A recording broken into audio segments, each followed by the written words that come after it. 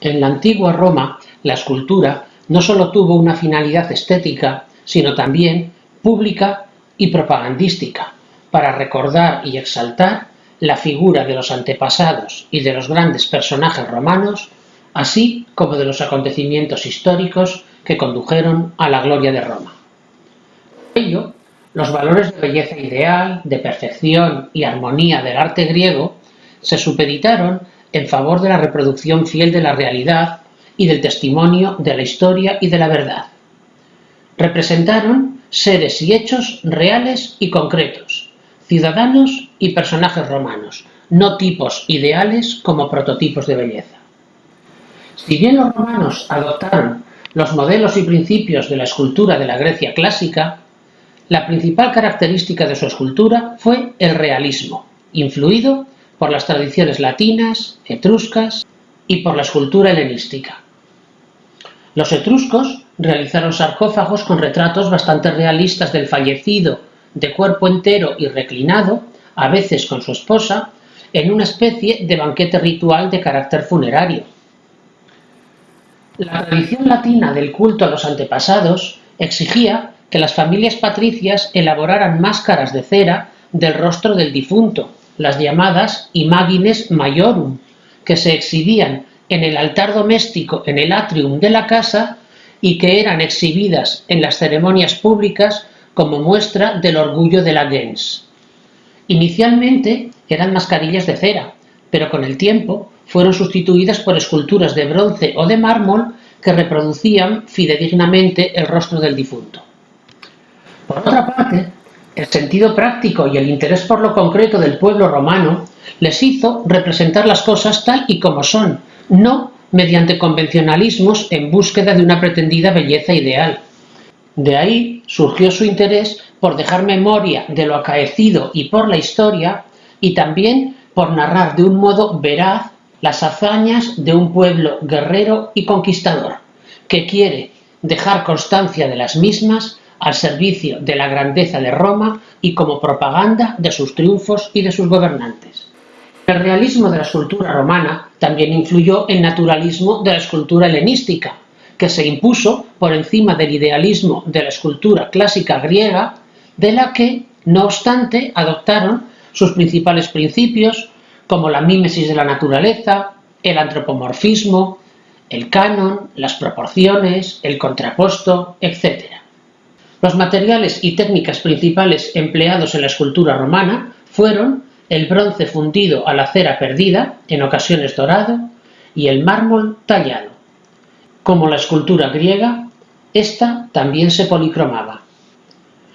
En cuanto a su temática, la escultura romana no solo representó dioses, héroes y atletas, sino que fueron especialmente abundantes los retratos de los antepasados y de personajes ilustres, especialmente los grandes señores de la República, los emperadores y la familia imperial, como propaganda del poder de Roma y de sus clases dirigentes.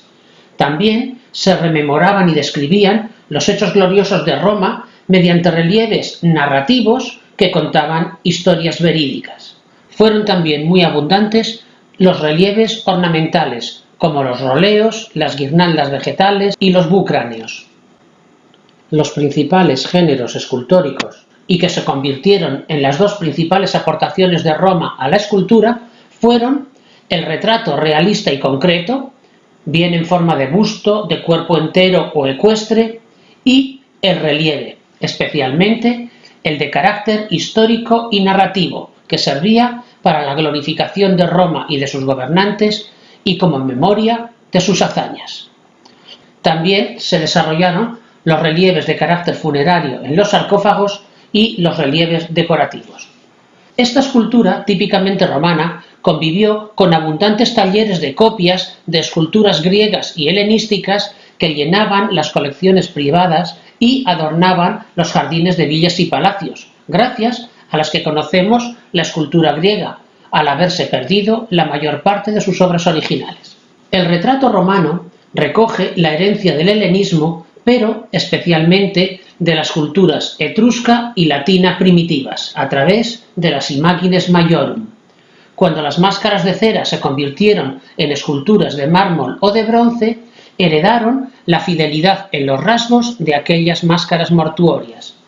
Es por ello que eran retratos fisionómicos, descriptivos, realistas y veraces de los personajes más importantes de la sociedad romana, ya fueran políticos o militares y posteriormente emperadores y su familia. Estos retratos no pretendían solo reflejar de un modo fidedigno los rasgos del retratado, sino también trataban de captar su psicología y demostrar su estatus, así como los valores asociados al modelo de virtud romana. Se desarrollaron muy diferentes tipologías de retrato, destacando el busto, retratos de cuerpo entero, bien sedentes o de pie, y el retrato ecuestre, que se convertirá en un símbolo del poder. Durante la época republicana, el retrato se caracterizó por su crudo realismo, con los rasgos faciales muy individualizados y acentuados, con rostros fuertes y decididos que expresaban personalidades graves, serenas y enérgicas, tratando de resaltar el carácter sobrio y austero propio de los viros romanos. Suelen ser bustos cortos y triangulares que apenas presentan la cabeza y el cuello. Su pelo es muy corto y tratado con una talla muy plana y tienen un claro origen en las imágenes maiorum. Al final de la República fueron habituales los retratos de carácter público de los grandes personajes de la época, como propaganda de su persona ante sus seguidores, como Mario, Sila, Julio César, Pompeyo, etc. Estos retratos, si bien no abandonan la fisionomía del personaje, también tratan de reflejar su categoría social y suelen tender a una cierta idealización. Tras la proclamación de Octavio Augusto como emperador, el retrato oficial se idealizó, tratando de mostrar la grandeza del emperador, aunque sin perder sus rasgos individuales. Es un arte imperial al servicio de una figura que va a considerarse divina, muestra y propaganda de su poder, entroncando con la tradición helenística. En este sentido, se adoptan los modelos del clasicismo griego, como la belleza ideal, la perfección, las proporciones, las actitudes serenas y graves, el contraposto, etc. En este momento surgieron también las diferentes tipologías de retrato imperial que representan los nuevos poderes que concentró Augusto. Representación togada como primer cónsul, pretor o senador, mostrando su poder político. Representaciones como pontífice máximo, con la toga cubriendo su cabeza y llevando una patena en la mano, tratando de mostrar su poder religioso. Representación toracata, como imperator, como jefe militar, con el típico atuendo militar y en actitud de pedir silencio a los soldados para la adlocutio o arenga al ejército, como ocurre con la famosa escultura de Augusto de Prima Porta. Esta estatua, originalmente en bronce policromado, representaba a Augusto vestido de militar, con la coraza y con el bastón y el manto consular en actitud de arenga a sus tropas. Está basada en el Doríforo de Policleto y en su coraza aparecen relieves que aluden a la paz augusta, glorificando la figura del emperador. En la parte inferior, sus pies desnudos ofrecen una imagen divinizada del emperador, mientras que el Cupido y el Delfín aluden al origen divino de la familia Julia.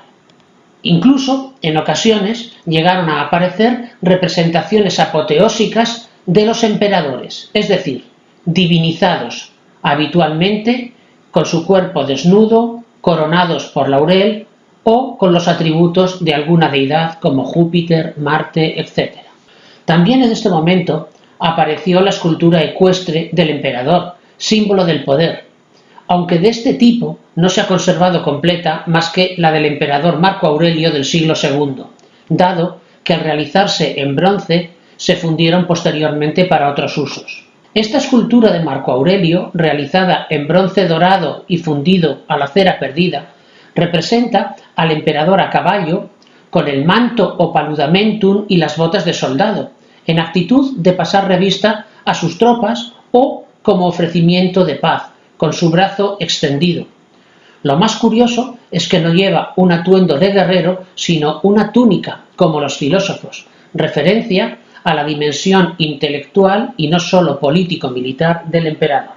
El retrato masculino fue evolucionando a lo largo de la etapa imperial de acuerdo con las modas del momento.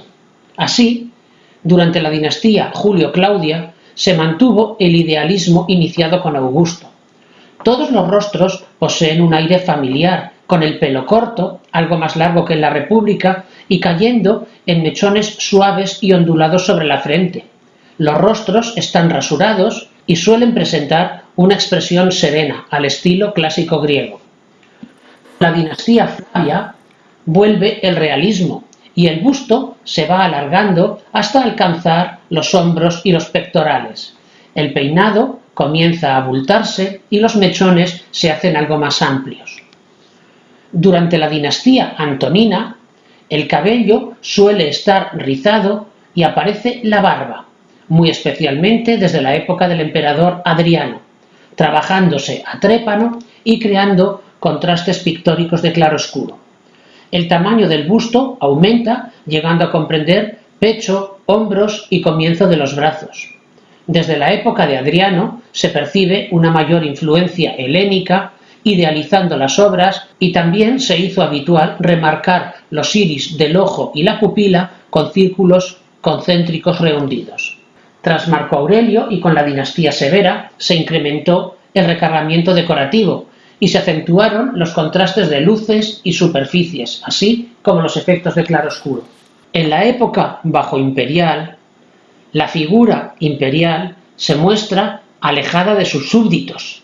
El retrato dejó de ser naturalista y se hizo simbólico, importando más transmitir esa sensación de grandiosidad, majestuosidad y lejanía del emperador sobre sus súbditos que su parecido con la realidad. La escultura tendió a la monumentalidad, con tamaños en ocasiones colosales, y adoptó rasgos anticlásicos, como la simplificación y esquematización de rasgos, la desproporción, etc. Los rostros, hieráticos y sin expresión, deshumanizados, con los ojos saltones, resaltaban esa intensa expresión de lejanía. En el retrato femenino también se apreció esa evolución, desde el recato y sencillez de las damas del periodo republicano hasta el hieratismo de los siglos III y IV después de Cristo, pasando por los peinados con raya en medio de la dinastía Julio-Claudia, los llamativos peinados rizados de la época de la dinastía Flavia o el peinado en ondas paralelas característico de la dinastía Severa.